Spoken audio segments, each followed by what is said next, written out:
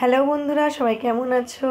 শীতের সন্ধেই ঝটপটের একটি দারুণ স্বাদের ব্রেড পকোড়া নিয়ে তোমাদের কাছে চলে এসেছি। বেসন নিয়ে নিয়েছি, তার মধ্যে কালো জিরে, কাঁচা লঙ্কা, ধনেপাতা দিয়ে লবণ হলুদ দিয়ে ভালো করে বেসনটাকে অল্প অল্প জল দিয়ে খুব সুন্দরভাবে ফেটে নিতে হবে। বেসনটা তোমরা হাতে এভাবেই ফাটাবে, তাহলে কিন্তু ভীষণ ভালো হবে ব্রেড পকোড়াটা খেতে।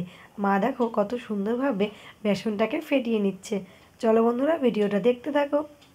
এবং শীতের সন্ধেয় বা শীতের সকালে এরকম একটি ব্রেড পকোড়া কিন্তু বাড়িতে বানিয়ে খেয়ে দেখবে, দারুণ টেস্টি লাগবে। এবার দেখো রুটিগুলোকে এরকমভাবে পিস পিস করে কেটে নেওয়া হলো। এবার চলো, কড়াইতে তেলও গরম করতে বসিয়ে দেওয়া হয়েছে। দুটো রুটির টুকরোকে একসঙ্গে করে নিয়ে এবার বেসনের মধ্যে ভালো করে ডুবিয়ে ভেজে নিলেই কিন্তু রেডি আমাদের গরম গরম ব্রেড পকোড়া। আমার চ্যানেলে নতুন বন্ধু হয়ে থাকলে প্লিজ চ্যানেলটাকে সাবস্ক্রাইব করে আমার পাশে থেকো। আর যদি তুমি ফেসবুক থেকে দেখছো, অবশ্যই কিন্তু ফলো করে দিও। তোমাদের একটু লাইক কমেন্ট শেয়ার আমাকে আগামী দিনে অনেক দূর নিয়ে যাবে, আমি তারই আশা রাখি।